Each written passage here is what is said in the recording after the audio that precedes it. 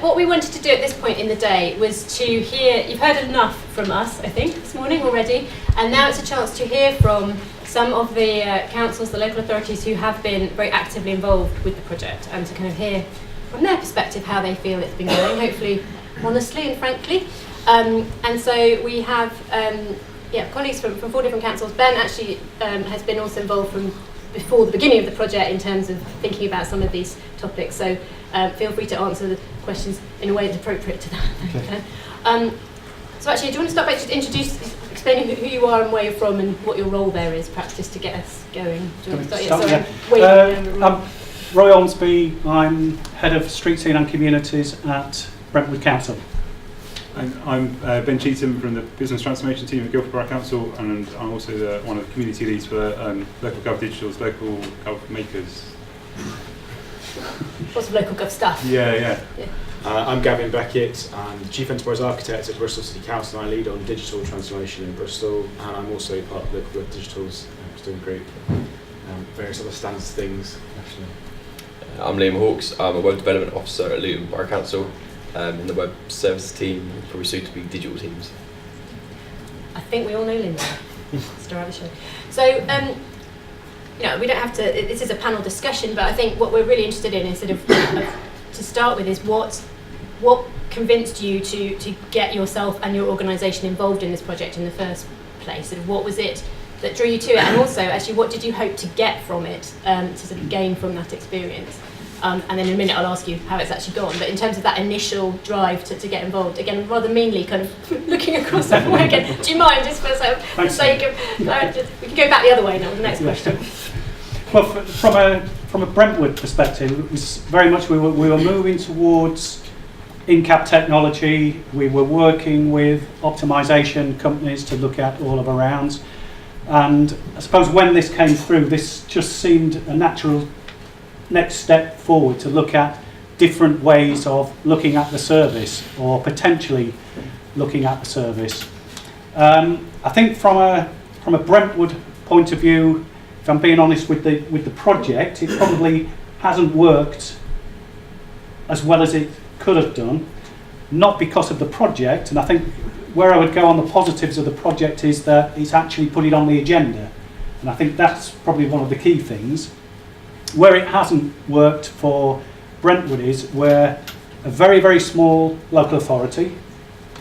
I think we have been looking and doing a lot of work around optimisation with other authorities to look at joint services, joint working, and I think then it probably would have been a better way forward for us to look at some of those services and how we could get better efficiencies from those services.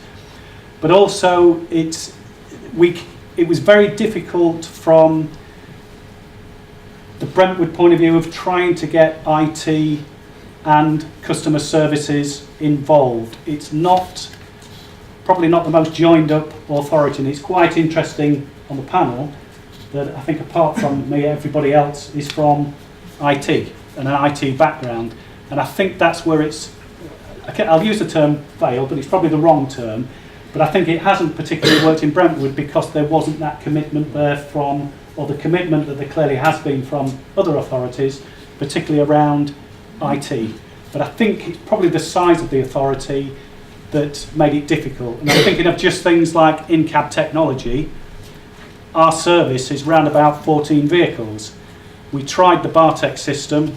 The Bartek system's a very good system, but the way we collect waste didn't suit the Bartek system. That probably sounds a little bit strange, but because of the number of people we have and the way they work and the way they do the rounds, the driver also collects waste. So therefore they're not in the cab to actually try and... So when you're looking at missed collections, and I think Bartek and particularly this project is very good because missed collections is always a big one. Was it a missed collection? Was it not presented?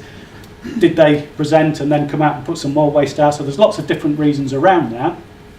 But what we couldn't do, because of the way we collect, we couldn't get the data that we wanted from that. So that's really the reasons why it hasn't worked as well for ourselves. So Okay, yeah. No, great. I'd also like to say, I personally, the discovery session at Brentwood, which was our first, was absolutely brilliant because we met in the team's offices, in the centre of like the vehicles were going out. We were like in the yard, we were in the depot, and it was brilliant for us since we're not waste service specialists. So we could sit there and see like the teams going out and the building rumbling as the trucks, and that was a really brilliant introduction to waste services. So I look back to that like that was a particular high point for me, sitting there actually seeing the real logistics going on. Anyway, that's an aside.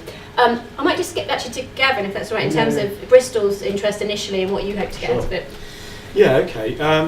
So I've been involved in standards and standardisation in my role at Bristol for quite a long time, in various different sort of phases of e-government and transformational government, and then digital more recently. And in several of those efforts to be involved in sort of national work, we were kind of the only council doing something on standards, and we found that really challenging, and we found ourselves kind of in difficult positions over the years, not quite having the rest of the sort of the critical mass that you need amongst councils and in the market to actually make that standards successful. So I've always been interested in standards because I think they're, the reasons you talked about in the business case session, that whole thing about opening up the market, disrupting, helping us to find lower cost ways of delivering services.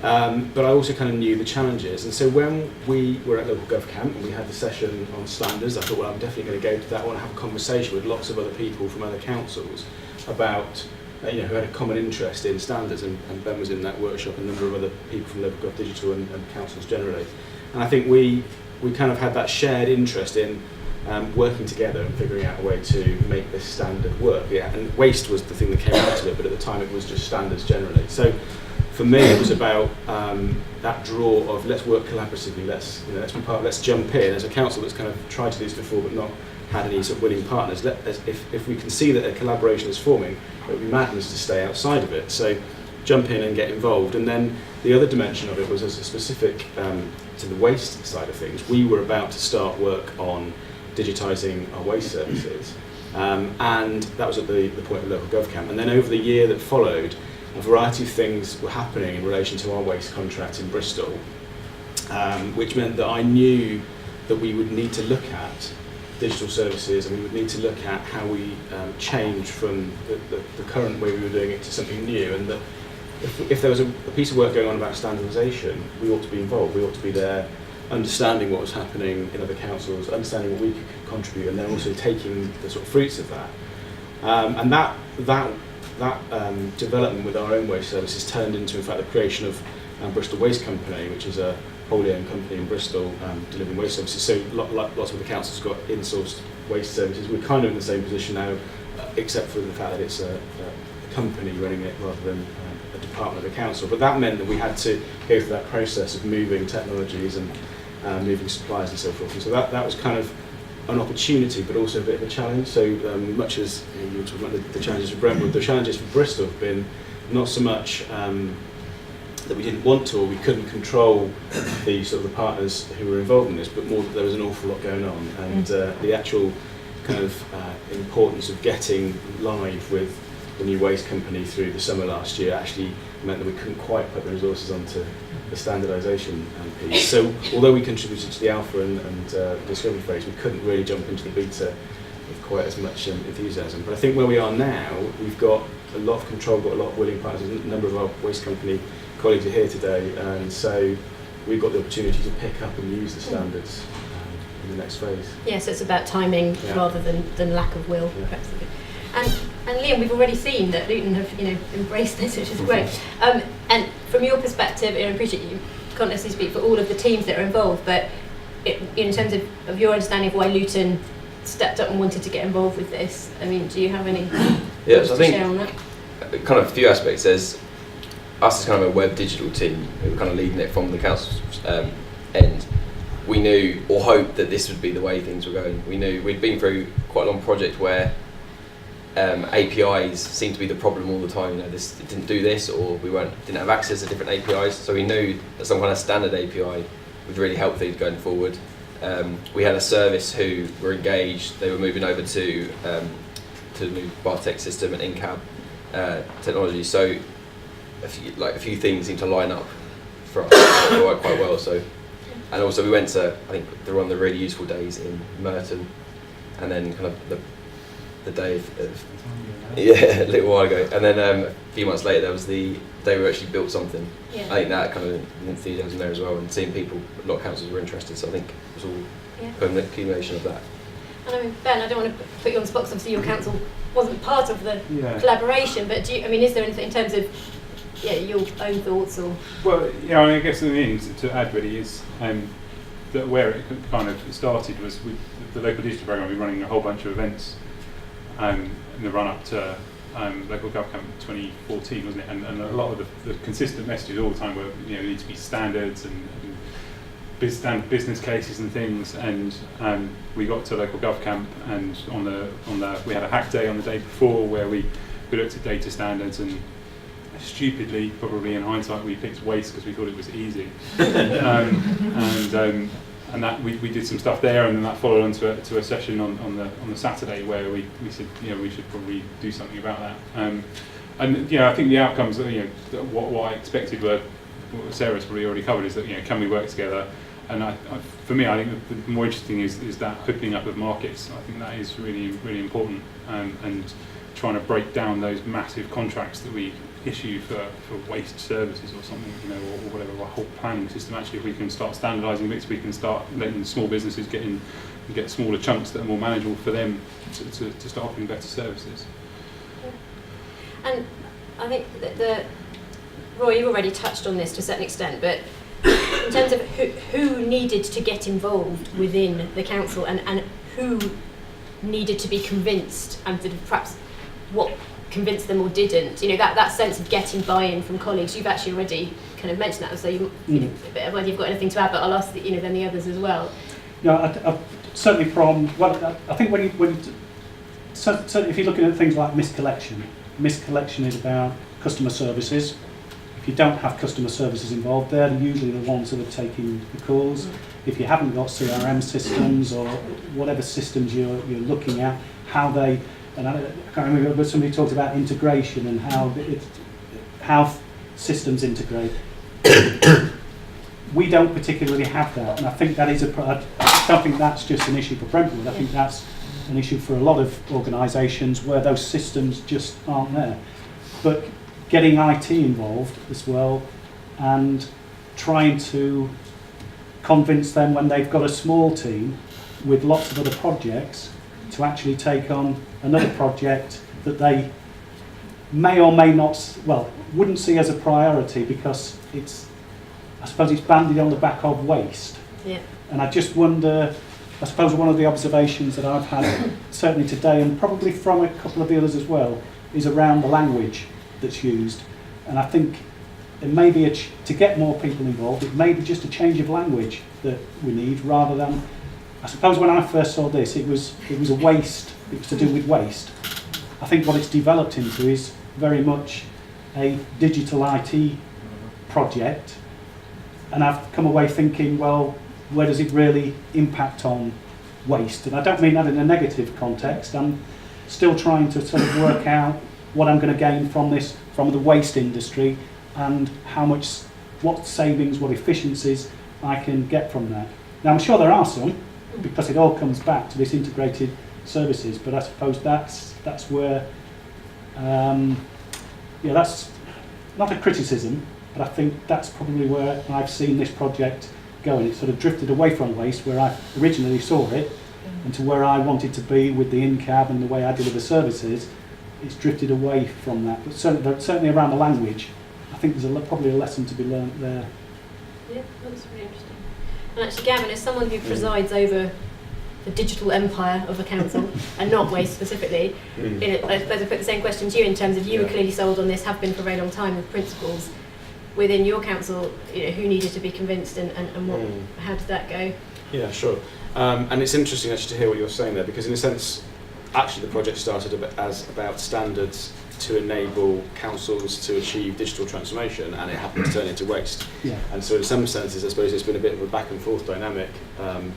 I think for us in Bristol, what's been a big support generally in being involved in this and anything else like this is the approach that our council happens to have taken to, and that's been driven by the senior people in the council. And so the decision to take a fundamental approach to transforming the whole organisation and to use digital as a major plank in that, as per Government Digital Service and many other councils, that means that we have a view of changing our organisation, changing our business model, and the way that our services are operated, which basically is in line with the sorts of things we're talking about here. So generally speaking, this was like a special case of the general thing that we're trying to do in Bristol. And my role in Bristol, working alongside colleagues in the business change part of the organisation, is to help bring everybody in the service delivery parts of the organisation along with that, and then the commissioning parts of the organisation who are commissioning services and thinking about shaping what's going on in the city. So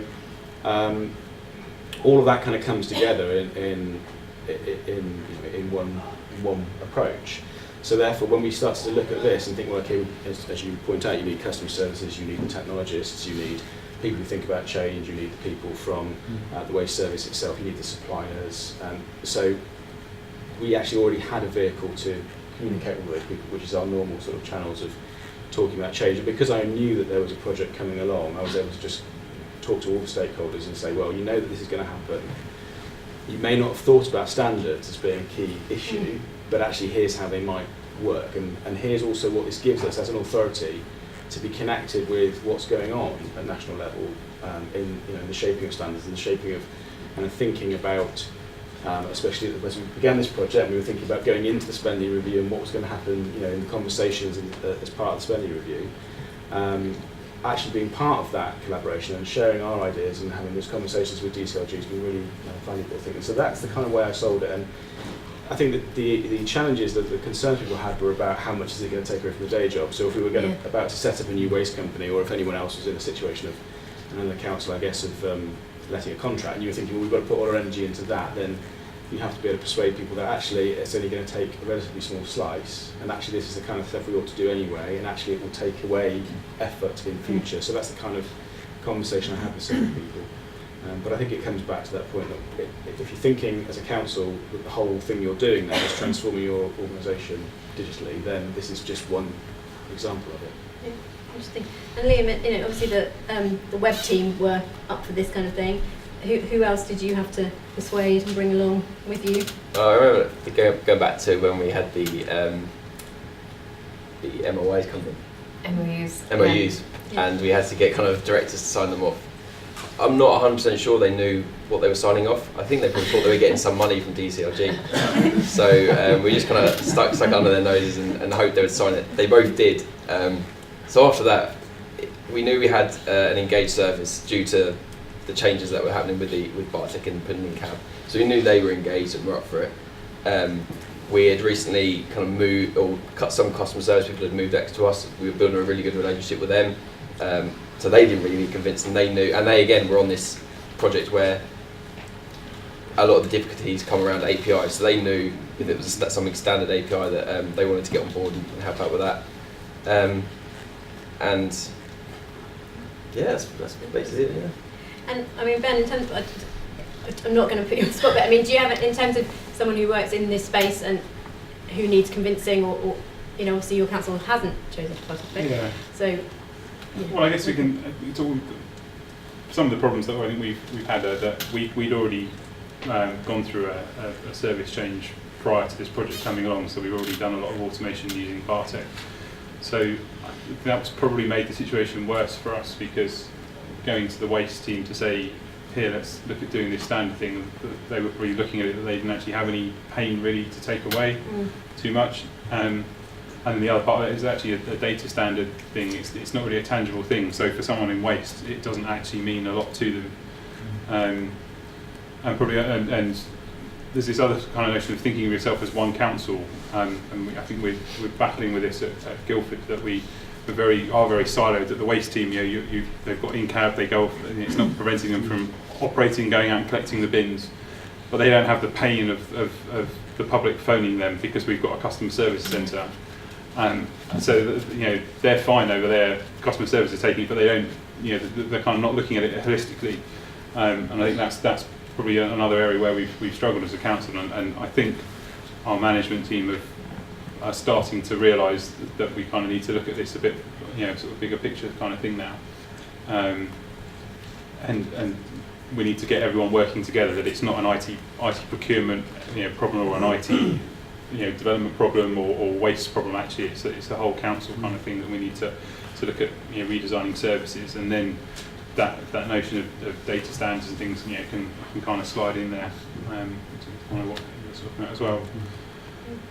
Really helpful. And I'm conscious, Linda, I've not asked you any questions, but on that point about sort of, is this a waste project or a data standards project, or I don't expect you to have an answer, but do you have any reflections in terms of that sense of the journey we've been on, and ultimately what the aims were? I think we've touched on it already this morning. Yeah, I think everyone has touched on it. For sure, you need a perfect aligning of the stars, and I'm so glad that when we put the project plan together and presented to a minister, that Sarah said, don't promise more than one council will integrate, because there Jaded as so I am. many things can go wrong. So I think she was on the money there. And it's been really interesting observing the 5 partner councils, so there are 2 that aren't represented on the panel today. Each of them, I think, have had totally conflicting obstacles. So in some cases it's waste, in other cases it's IT, in other cases it's senior management. So I think, and we tried to mitigate against that as best we could. We did our starting discovery session with representatives, hopefully the most senior representatives of all of those disciplines. As Liam mentioned, we put together an MOU which didn't really have any legal kind of significance. But the point of making this MOU was that if local authorities managed to get 2 of their C-suite to sign it, then hopefully that would indicate that there was enough top-down buy-in to enable people to get on with it. So in some cases we didn't actually get an MOU back, but we were like, we got to bulldoze ahead anyway. In other cases we did get it back, and people didn't manage to participate as actively as we thought they would. So it's a combination of factors, and I would say that ultimately probably Luton's ability to demonstrate today, and other authorities' ability to come to every event and to really actively feed into our taxonomies and our data models, is that there are some people who get it and they just get on with it. So it's really important to have senior managers who can give the doers enough breathing space to get on with it. And it's been invaluable and totally necessary that we've had people who understand the utopian vision of the future, who don't need a very dense and robust business case, because we didn't have it in the beginning. Now we're kind of developing these products because we know there's a need for them, but it's taken a bit of a leap of faith from members of the sector to come together, and hopefully we'll be able to cash in on that and try and communicate how that was beneficial. But without that, just getting on with it and getting some doers in the room together, I think we would never have got as far as we did. And actually that's a really nice segue into the final thing I just wanted to ask, which is about the experience of participating in this project. So, I think Linda and team took a bold approach back in last year and said, actually, we want this to be iterative and agile. We want to work out loud. We want to do discovery workshops and have sprint phone calls and all of those things, which in some cases might have been familiar, in other cases completely alien. So just in terms of your sort of personal reflections on having been involved in this project thus far, and the sorts of events and so on that we've run, any reflections on that, and how's it been for you, I suppose? And again, I might start again, sorry, at the end with Roy. How's it been for me? I always think it's useful to get involved in these things anyway. Now, whether that's for personal development or whether it's development for the organisation, but I think if you're getting personal development, then the organisation benefits from that. So personally, I think it's always worthwhile getting involved in these projects, because you're meeting people, you're learning from other people, and just by coming on a day like this, you get talking to people, so you're learning things along the way anyway. So from that point of view, absolute benefit. I think where it's failed is that the organisation hasn't grasped that. Now, whether that's I didn't sell it, whether that's, I think it's more we just don't, because we're so small, we just don't have the resources to give up the time to actually to get people involved in this. If I take, our IT department is 5 people to cover the whole of the organisation. So when you talk about trying to get somebody to look at developing things or starting to work on things, they just haven't got the resources. They've got other priorities to do that. other priorities to do. So I think that's where, as an organisation, we haven't benefited from it. But the organisation has benefited because I feel I've benefited from it, and therefore I'm giving something back to the organisation. So probably a bit of a woolly answer. No, it's fine. And actually, one of these, when we were selecting, or when Linda and team were selecting the 5 authorities for the collaboration, we wanted a range of councils, some that were smaller, some that were bigger, some that were more urban, some that were more rural, and so on. Some that had in-house ways, some that outsourced. So it was a very deliberate, to get the mix, and I think it's been fantastic to have that variety, and that you've stuck with us and come along and can share all of that insight. Because we need, if these approaches are going to be taken up and taken forward, they need to be relevant and useful for all councils, and then maybe some adaptations that are needed in order to accommodate the different variety. Anyway, Ben, in terms of, different perspective, but the approach, the sort of work out loud, probably familiar to you, some of this, but... Well, some of it, I think it's been really good. I think the things it's sort of shown me is that this stuff is really, really hard, really hard. And I haven't even been, actively involved in it, but, I know the stress that, you guys have been through, it all. And I think the other interesting thing is that, whilst there's not been a lot of people, we've had 5 core councils, but actually so many people know about it. Even if they're not, they're just keeping an eye on it, and there is really that interest in it.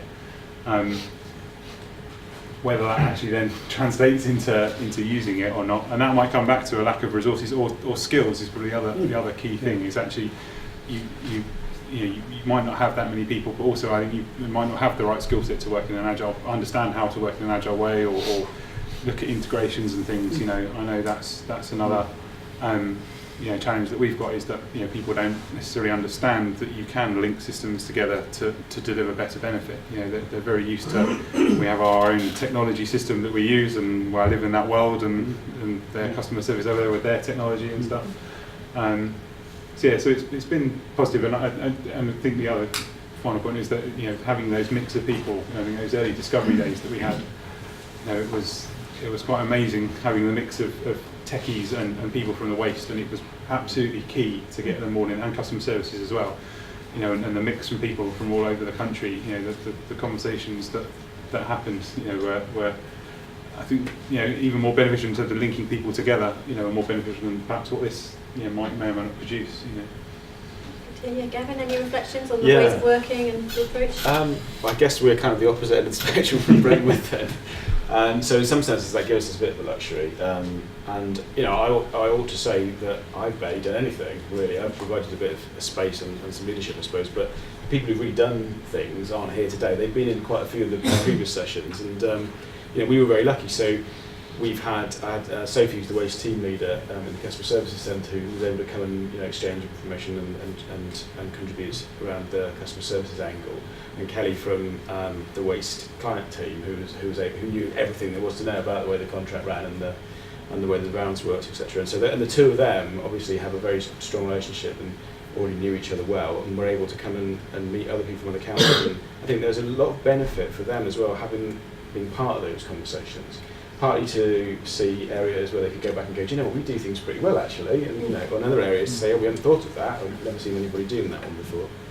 And then there were, we also were able to bring along one of the developers from the digital team, Jonathan, who was able to sort of get really stuck in on the technical side, and then Helen, who's our product manager, who's one of the people who's led a lot of the user-centered digital design work.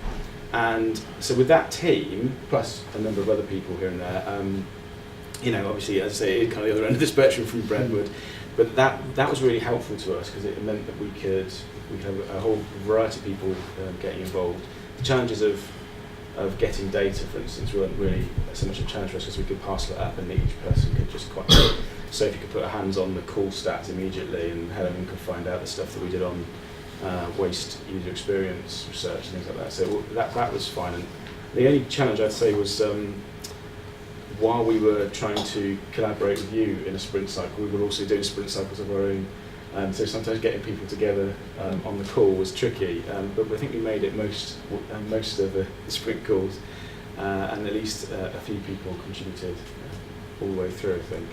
So yeah, I think personally, I think it's been a really positive thing. I personally have always found it useful to meet new people, to talk about the importance. I also think it's just valuable for us to be able to share with other people what we see as the importance of standards, because the more people that get it, and the more people that get involved, the more we start a sort of snowball effect, and everybody starts to benefit from the market changing, from the councils kind of buying into the same approach. So.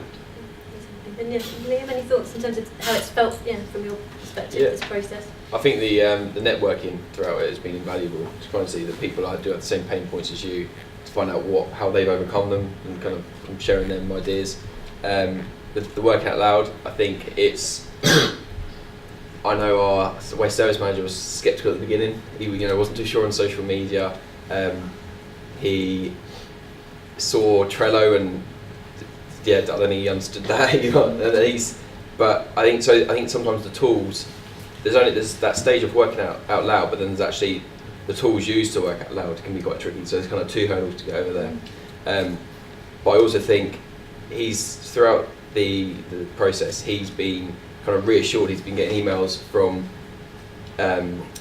media that he follows, emails, kind of newsletters, and he's been seeing that Luton are part. Something he's doing is part of this project. And so I think that's kind of been reassuring that working out loud has worked in that sense. Is that it's giving him a nudge every couple of months, say we're doing the right thing. This is something that's getting.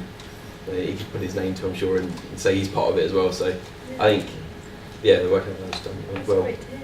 And actually, just finally, I mean, Linda, again, that from your perspective, as someone who works for a central government department, you've obviously been championing the working out loud and this approach. I mean, do you have any reflections in terms of how it's felt for you and the core team here, sort of the iterative sharing our learnings and our failings along the way? You don't have, but is there anything to wrap us up you'd like to? I wish we had more time to do it. I definitely see the benefit. I mean, in terms of being in the fulcrum, the centre point of this project, we've been trying to reach as many people as possible, and for sure in the first maybe 2 months when we were publishing things, people were looking, our stats were high, and then as soon as we had video launch, as soon as we kind of maybe had 1 or 2 publications and a video out there, all of a sudden people that had been lurking and kind of following were saying, we've been looking at your stuff.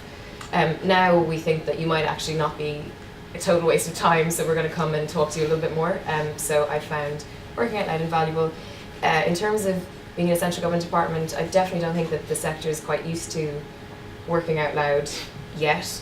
And I thought we had an interesting interpretation of our latest business case release from the waste sector, where they said, the title was a bit sensational. It's kind of like central government realised that they overestimated. But it's something like that revises the figures, and I thought, brilliant, yes, it's great. They've picked up on the fact that we've done a revised version, and I actually read it as a very positive, anyway. So that was quite I thought that the headline was a little bit kind of looking for the nasty angle on it, and that really freaks people out a bit. It makes people very uncomfortable about being honest. But the fact that we have been so vigorously honest, and rigorously rather, means that we haven't had too many press obstacles yet. That often you have to go through a very arduous process to get permission to say anything about anything. So for the most part we've avoided that. I could see it being an issue in the future, and I just think the more that the sector gets used to doing this, the less obstructive the old-fashioned systems of checking and balancing will get in the way. Well, thank you to our panel for working out loud and sharing and being honest and supportive throughout as well. Actually, we wouldn't all be here if you and your teams hadn't stuck with us, and also Calderdale and Adrian Worthing as well, who couldn't be here. So thank you very much.